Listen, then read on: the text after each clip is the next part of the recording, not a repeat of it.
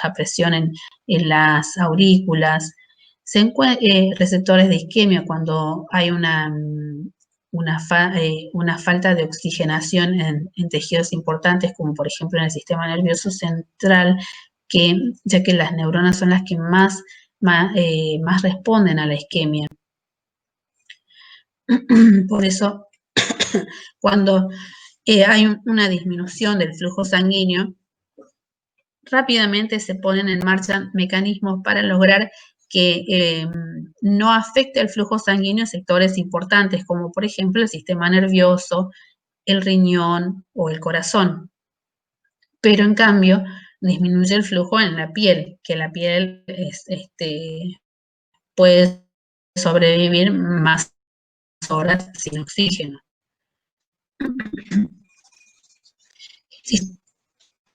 El sistema nervioso, entonces, tenemos, lo vamos a volver a ver, el sistema nervioso, cuando veamos este aparato. Tenemos un sistema nervioso simpático y parasimpático, que se ponen en marcha cuando hay una modificación de la presión. El sistema nervioso va a ser estimulado cuando hay una disminución de la presión. Por ejemplo, cuando hay una pérdida de sangre importante, o solamente cuando hay una hipotensión brusca, cuando nos levantamos de la cama en forma brusca y nos sentimos un poco mareados, por ejemplo. Eso puede ser ¿qué decimos habitualmente? Que se nos bajó la presión. Entonces, acá se produce un estímulo del sistema nervioso simpático. En el sistema nervioso simpático empieza a actuar sobre diferentes lugares. Va a producir una contracción arterial. Si produce una contracción arterial, ¿qué iba a modificar? La resistencia vascular periférica, ¿se acuerdan? Va a aumentar la frecuencia cardíaca. Se aumenta la frecuencia cardíaca, ¿qué aumenta? El volumen, el volumen minuto o el gasto cardíaco. Y también hay un aumento del volumen sistólico por un aumento del retorno venoso, por aumentar la fuerza de contracción cardíaca. Entonces, produce una venoconstricción. Todos estos efectos van en definitiva a aumentar la presión arterial. Van a aumentar la presión arterial. Por el contrario, si nosotros tenemos un aumento de la presión arterial, se estimula el sistema nervioso parasimpático. El sistema nervioso parasimpático, cuyo mayor exponente es el nervio vago, entonces se produce una estimulación vagal. ¿Qué va a pasar? Va a disminuir la frecuencia cardíaca, disminuir la fuerza de contractilidad cardíaca. Vamos a disminuir entonces el volumen sistólico, y si nosotros estamos disminuyendo la frecuencia cardíaca y el volumen sistólico, estamos disminuyendo entonces el gasto cardíaco. Si nosotros disminuimos el gasto cardíaco, ¿se acuerdan que la presión dependía del gasto cardíaco y de la resistencia vascular periférica? Entonces vamos a disminuir la presión arterial. Estos mecanismos se ponen en marcha apenas los vasoreceptores, quimiorreceptores o los receptores de isquemia o de baja presión perciben estas modificaciones. Entonces se estimula o el sistema nervioso simpático o el parasimpático para producir los cambios de volumen o de la frecuencia cardíaca y mantener los valores de presión arterial dentro de los límites normales.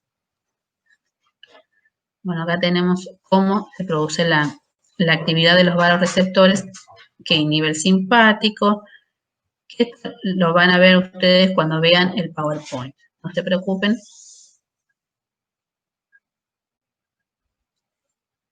Vamos a ver también que hay una regulación de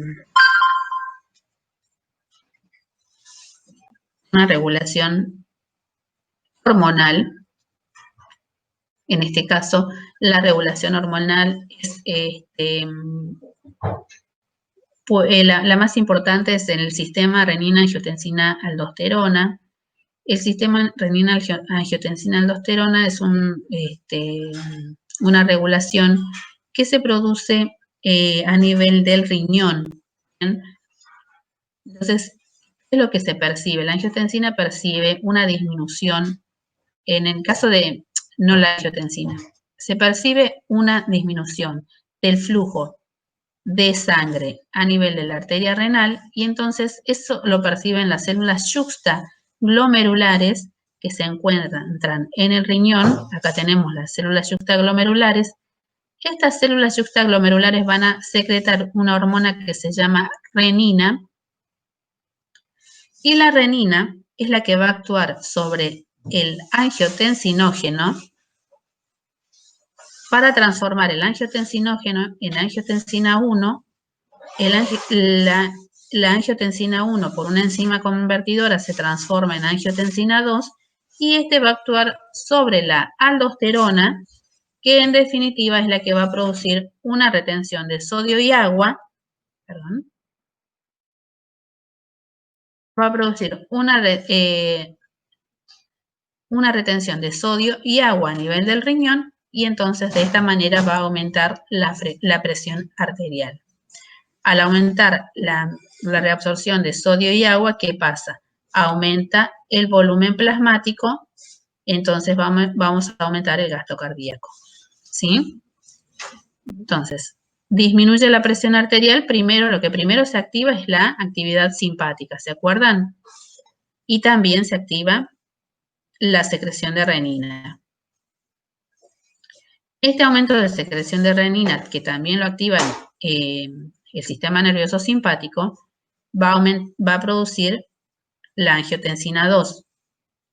La angiotensina 2 va a aumentar la secreción de aldosterona, que es la que produce reabsorción de sodio. Como retiene sodio el riñón, entonces siempre acarrea, cuando hay para mantener la osmolaridad, va a tener que reabsorber agua. Siempre que haya una reabsorción de sodio o una eliminación de sodio, va a eliminar agua. Por eso cuando hablamos de efecto diurético, se elimina también el sodio junto con el agua. Y se produce también una vasoconstricción, que esto aumenta también, la vasoconstricción va a aumentar la resistencia vascular periférica, de manera que vamos a aumentar la presión arterial. La vasopresina es la hormona antidiurética. ¿Qué significa hormona antidiurética? Antidiuresis. Diuresis, que es la producción de orina. Entonces, cuando hay una disminución del volumen plasmático, tenemos disminución del volumen plasmático, se produce la liberación de la vasopresina, hormona antidiurética. Esta hormona antidiurética, ya estamos hablando del sistema endocrino. Esto es lo mismo, lo vamos a ver en su momento cuando veamos sistema endocrino. Se libera a nivel de la hipófisis. ¿Qué produce la hormona antidiurética? Vasoconstricción, reabsorción renal de agua. Y entonces vamos a tener un aumento del volumen plasmático. Si hay reabsorción renal de agua, entonces vamos a tener menos cantidad de agua en la orina. Por eso es hormona antidiurética. ¿Qué otra cosa produce la vasopresina? Es lo que decíamos recién. Nosotros tenemos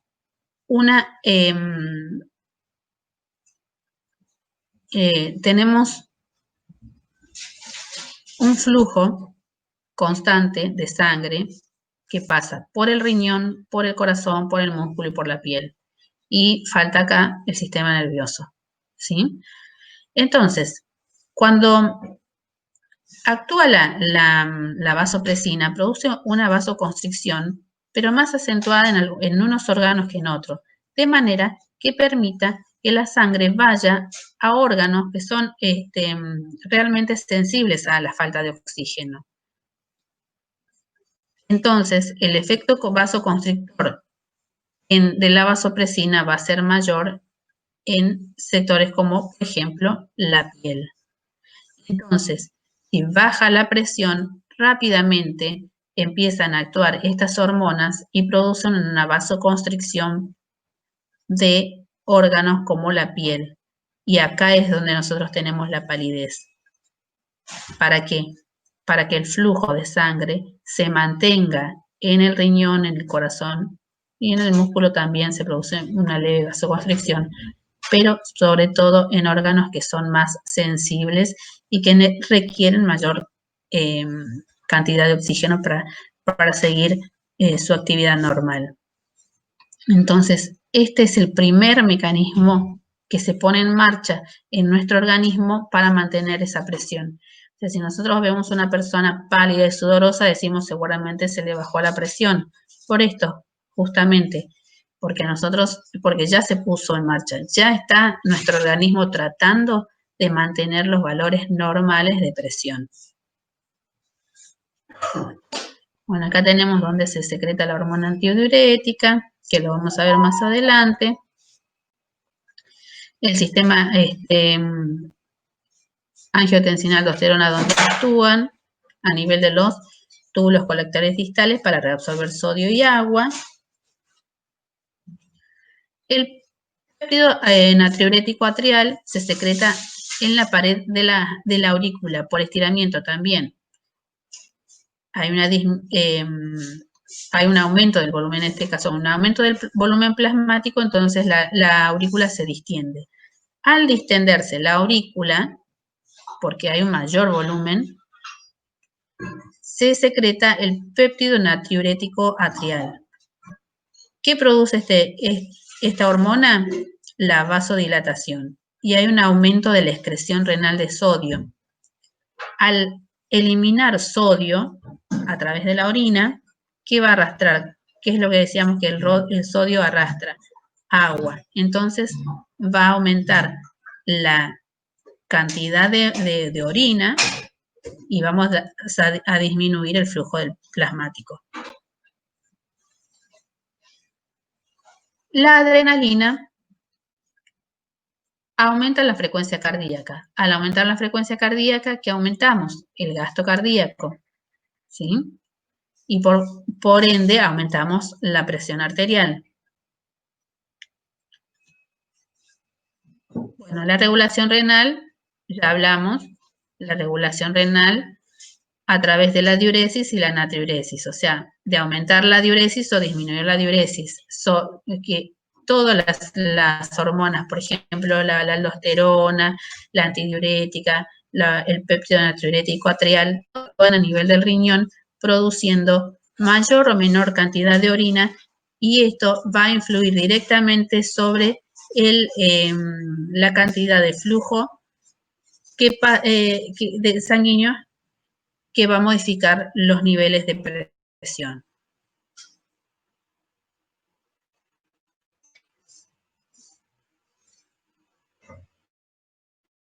Del riñón es el mecanismo que opera a más largo plazo para mantener la presión arterial.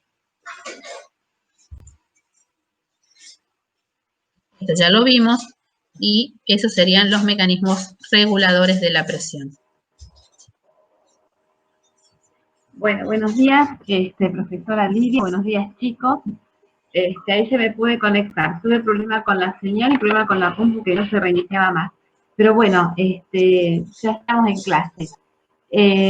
Bueno, empezamos un poquito al revés porque la idea era que yo arranque con lo que era presión arterial.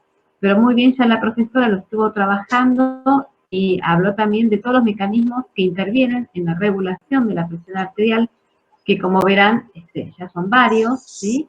No se preocupen que, bueno, más adelante iremos viendo más en detalle todo lo que es referido al sistema renal, sistema renina, sistema nervioso, que también viene acá.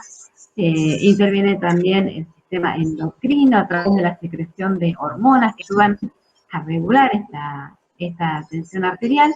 Pero bueno, vamos ahora a compartir pantalla y vamos a definir un poquito, vamos a arrancar con la definición y el repaso de definición de presión arterial, que si bien lo vimos en fundamentos de enfermería, no todos los alumnos comparten la misma aula, y nos viene bien afianzar el conocimiento de la definición.